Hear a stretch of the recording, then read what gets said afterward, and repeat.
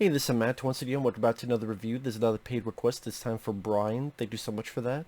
And for those interested in requesting pretty much any type of videos, topics, reactions, randomness, out of the blueness, commentaries, rankings lists, whatever it may be, feel free to send either directly to my PayPal or join my Patreon. Both links are down below in the info box. And this is for the 1991 film, The Addams Family, which is part of this 2-in-1 disc set. Sadly, no features at all on this. There's never really been a special edition, which is surprising because this was, unless I don't know about, because this was a decent sized hit to the point I got a sequel. But especially the first one. For what I understand with the Addams Family, I did not grow up with the show, but I know of the show. I know of the cast of the show. I've seen clips of the old show back in the day. I also remember the cartoon. The cartoon, I believe, was on ABC. I could be mistaken. But I would say of the Addams Family stuff, if there's one I grew up with, I would say it's this movie. And I think the cast definitely sells this movie very successfully. He's got Raul Julia, may he rest in peace. He was perfect. Gomez Addams. You have Christopher Lloyd as, well, you think it's the fake Fester, but you come to find out it's the real Fester. You have Anjelica Huston as Morticia, again, perfect for the role. Just deliciously sultry, and these actors are really, they were not, how do I put it without mumbling around?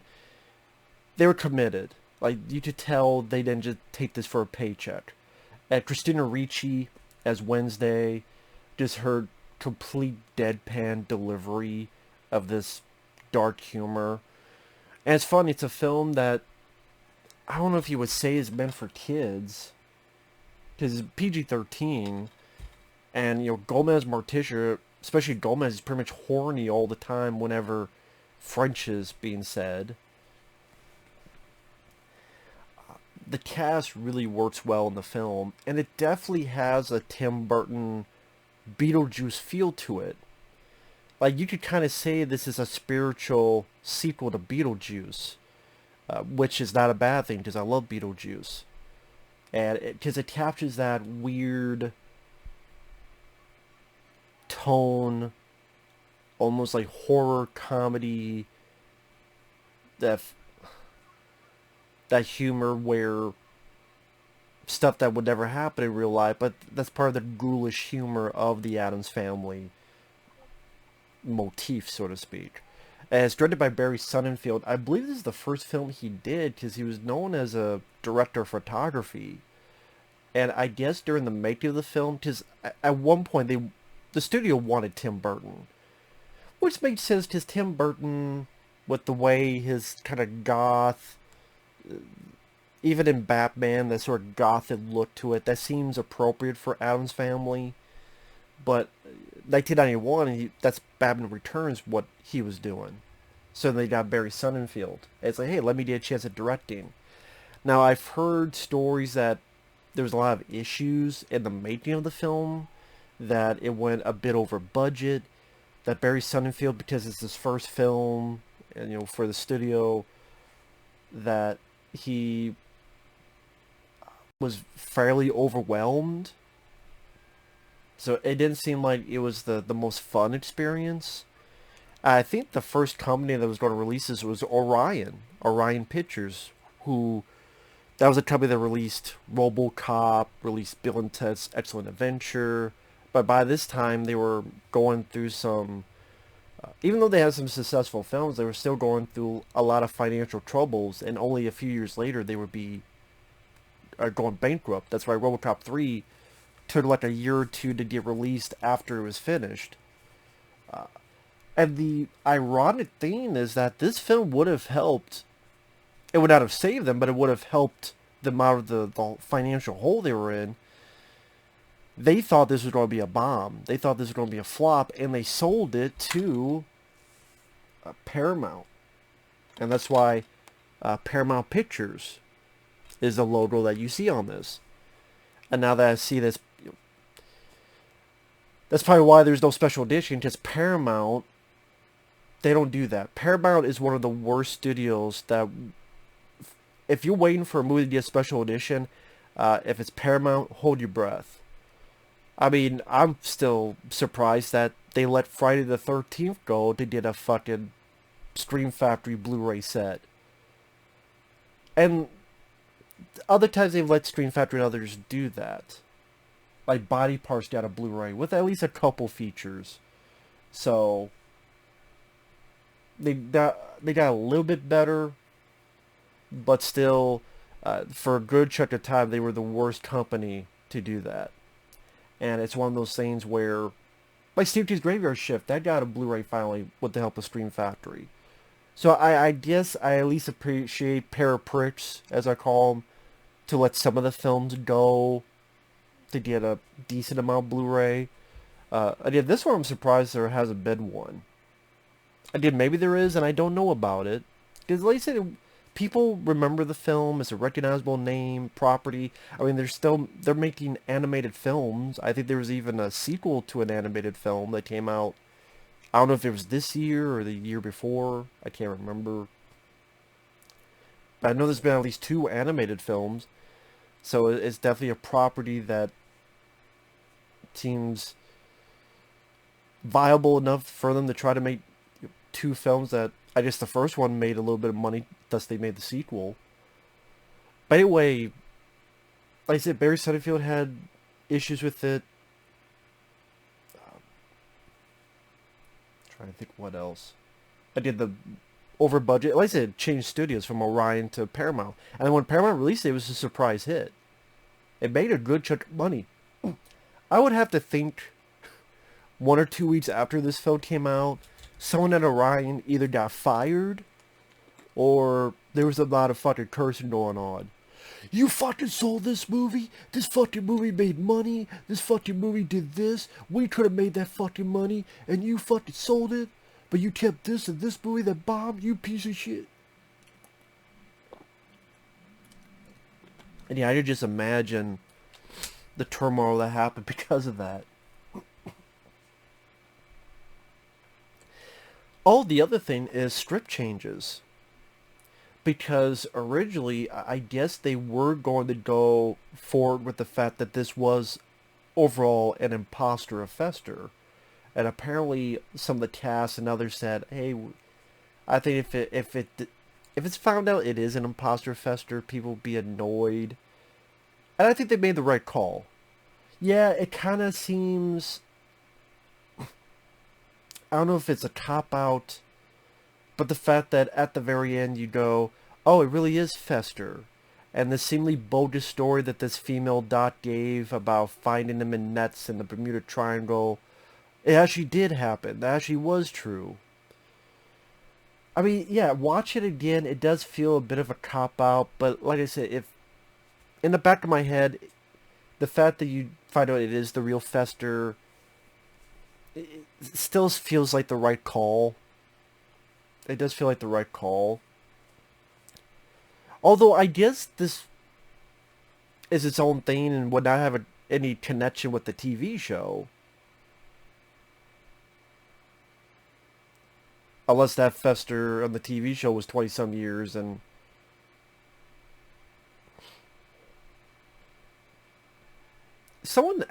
if someone could answer who's more knowledgeable, is this connected to the TV show? Like, is this kind of looked at as maybe a sequel to the TV show, or just purely his own animal?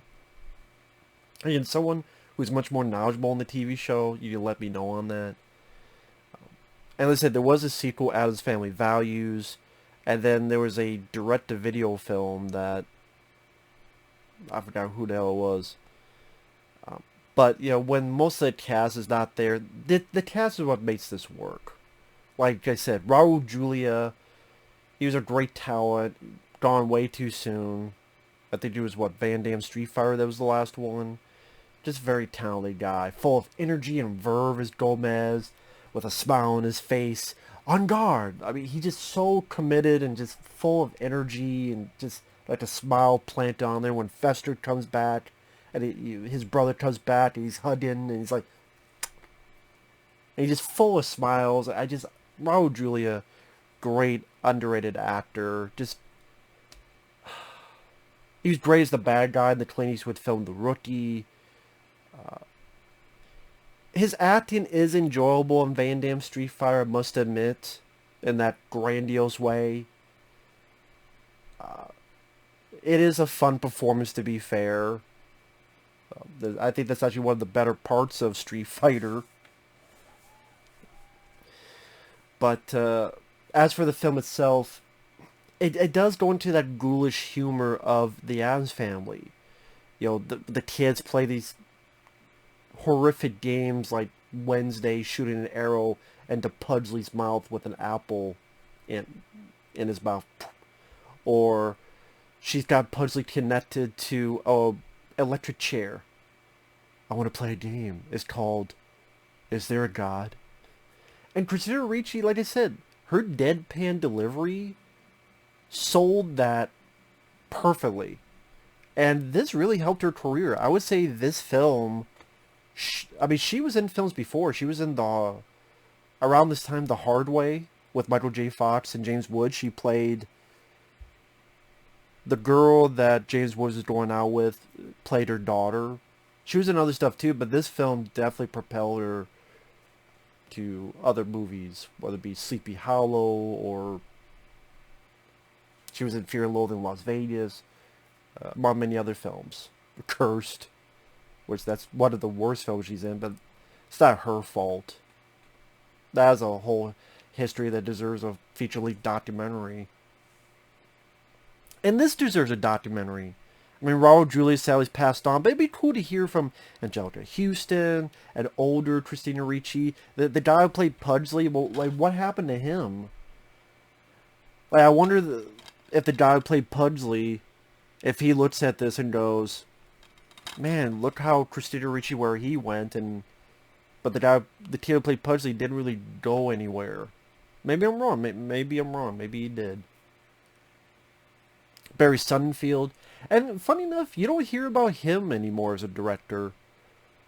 Obviously, after this, he did a couple other successful films. Get Shorty, Men in Black. He did the Men in Black films. After Men in Black 3, I never really heard of Barry Sonnenfeld. I don't even know what happened to him. What other films he did.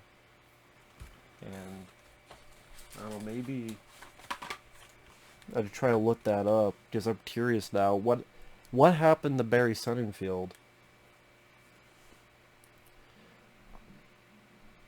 But, I mean, he did a good job capturing the weirdness of the Addams family. And there's some nice camera work with, like, the point of view of the arrow going to Pudsley's mouth with the apple in his mouth.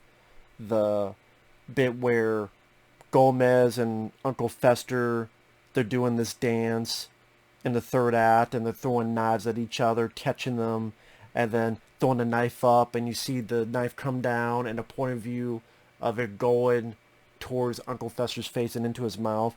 Then there's some nice dynamic camera work in this. There's some nice set design. The outside of the Addams family, from what I remember of the show, it looks like they were fairly, how do I put it, it seemed like how it would look on the show. Respectful, I guess that's the word I'm looking for. It seemed respectful. And, you know, they didn't go into stupid, like, fart dick jokes, which there's a lot of movies that would just do that out of the fucking blue for the shits and giggles.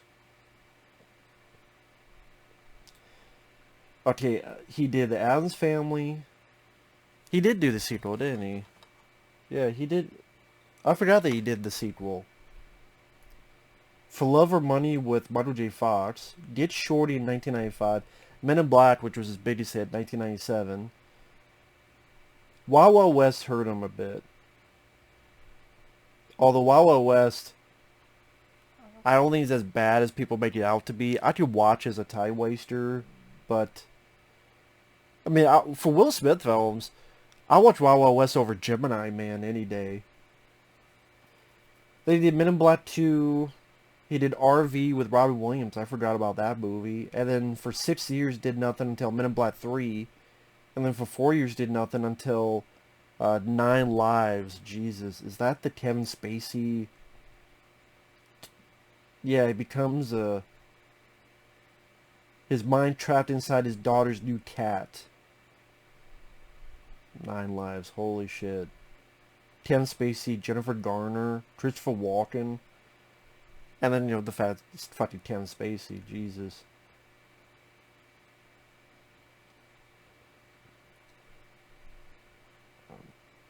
And like I said, before this, he was cinematographer. He did 3 O'Clock High, Throw Mama from the Train, Big, When Harry Met Sally, Misery. He was a DP on that. Oh, he directed the pilot of the 2001 The Tick? I didn't know that. Oh, he directed the pilot for Beverly Hills Cop that never came out?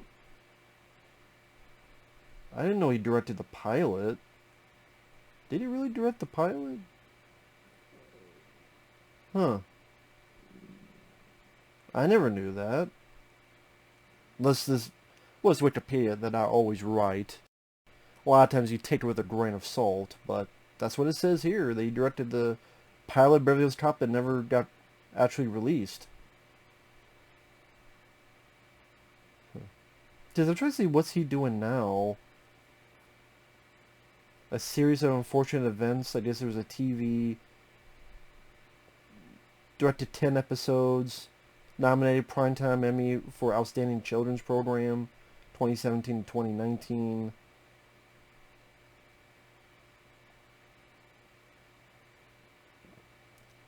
Yeah, I mean, I guess he's done some TV work, but like movie-wise, kind of fell by the wayside. And he's only directed 8 movies. No, wait. I wrong one. 1, 2, 3, 4, 5, 6, 7, 8, 9, 10, 11 movies. Sorry. But yeah, I'm sorry, Wally. Yeah, I just was curious. Yeah, he hasn't directed a theatrical film since 2016, and that was 9 Lives, which is awful. But even Men in Black 3, Men in Black 3 I remember being good, and I remember doing decent box office, but he didn't work for 4 years after that. Maybe by choice, maybe because of something else, I don't know. But, okay then. Man, getting back to the film itself. Again, the humor is consistent with how ghoulish the family is. For example, because the whole plot, I didn't even get into that, is it showcases the family. Fester's been missing for a few decades, like 20, 25 years. So their lawyer, Tully, played by Dan Hedaya, which he's been in quite a few films. He was in the stolen film Daylight, among others, and he realizes that this person he owes money to has a son that, if you shave their head, looks a lot like Fester. And so it gets the idea, you pretend to be the long-lost brother, you get in, they have a shitload of money, you find the info, you get the gold, you get out of there. The coins, all the money, the riches. So he goes in, but then throughout the film he starts enjoying the company of this family.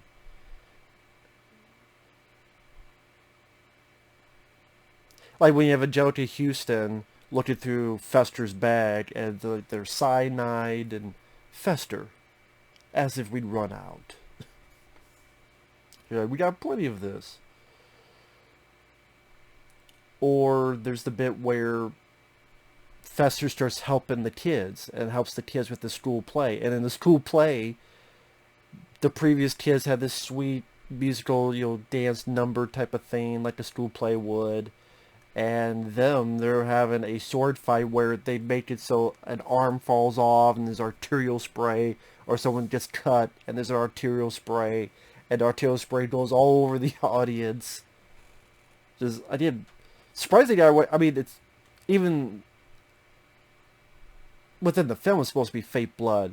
Just the visual aspect, I'm still surprised the rating gave it PG-13, just because the ratings board are uptight assholes, especially around this era. And kind of just the play on words where, like, early on, Morticia goes, "Oh, last night, you were a demon. You frightened me. Do it again." Like, it shows just the mentality of the Addams family. It's not quite the normal. I always said everyone, like, Anjelica Huston is sexy and sultry, and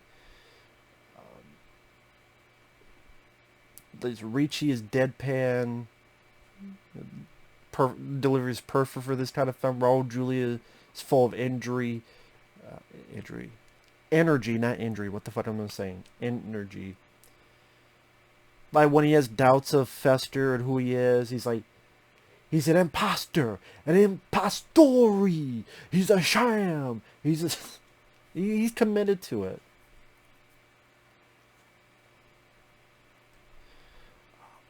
Even an appearance of Cousin It, which the way it's done is simple but effective, and they have the right voice for Cousin It.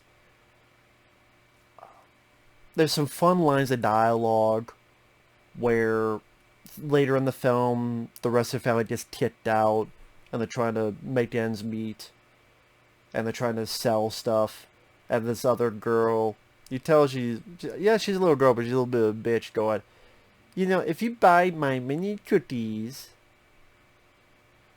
something about your lemonade, is it made by real lemons? No. Your Girl Scout cookies, are they made from real Girl Scouts? The delivery, the deadpan is what made that work. And, Thane, the way they animated the hand worked fairly well for 1991. Like, they made Thane look really good. This hand that has to have a life of its own. And he gets some of the more fun moments. Like, he gets a good job. Federal Express delivery, he's great at it. I mean, one of my favorite bits is when Thane realizes Morticia's in trouble and runs to Gomez and is trying to talk to him. It's doing the sign language, but he's still going so fast that Gomez is like, "Slow down. You're terrible when you stutter." I did that to Thane. This is him stuttering. I don't know. That just made me laugh for some reason. They try to win the pin. I think they did a great job animating the hand to show the frenzy, and yeah, it going so fast like this, trying to sign language. That would be its version of stuttering. And the pen doesn't work, and it's pissed, and it's doing the Morse code. And then when finally he gets it, things like, like whoever, I don't know if it's puppeteer work, I don't know if it was like someone's hand, I don't know how they did it. I think it'd be nice if there was a documentary that showcased how they did it.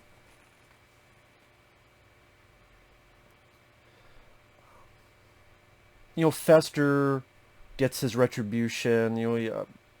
Retribution is the wrong word. Redemption. Where he redeems himself for what he did and takes care of the other bad guys. For those who haven't seen him, don't want to give everything away. But if you want a movie that is like I said, a fun, spiritual sequel to Beetlejuice, has the same tone and PG-13, but it's still ghoulish humor. The cast, like I said, were pretty much picture perfect for this. The only issue, there's not a lot of issues I have with it, other than, like I said, the find out Fester. You could tell that it was a last minute rewrite.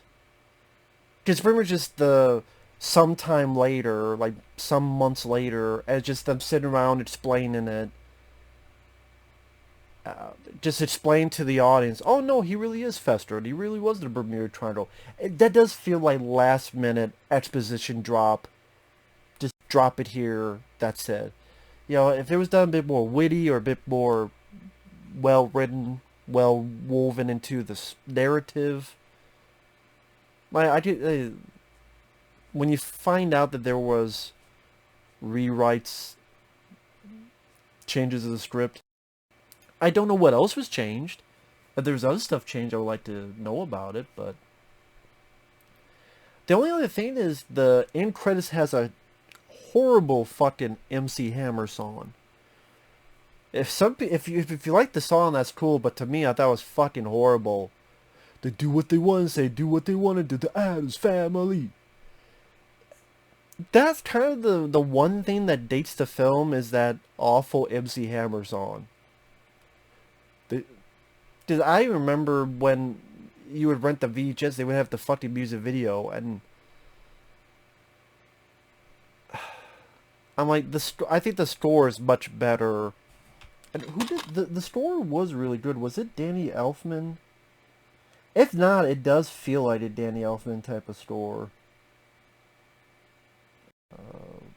God. Can't see. I can't see. Where is the composer? Nope, Mark Shaman. Mark Shaman did the score. Huh. I guess Danny Elfman would be busy with Batman Returns, so...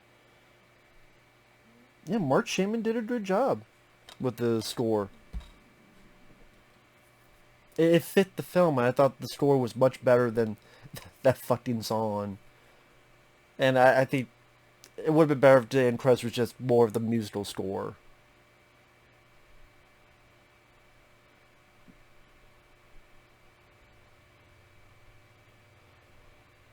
Or just like a version of the theme. Like if it ends like the creepy and the fruity, mysterious and spooky, all together ooty, the Addams Family. Not like a shitty like fucking... Hell, just have... You can even have the fucking theme song from the old show. Have the end credits of that, or something of that nature.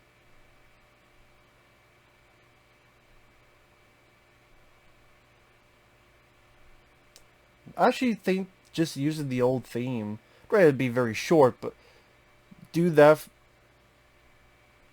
If they're creepy, maybe, I don't know if there's a longer version of the theme song. I don't know. If you like the MC Hammer song, that's cool. I've never been a big MC Hammer guy. You can't touch this. Do do do do. I'm like, yeah, I remember that song. It's called Super Freak. Super Freak. He's super freaky. I remember it was that song, not just can't touch this. Anyway, that's just me though. But with that said, thanks for watching. Take care. We'll see you guys later. Bye bye.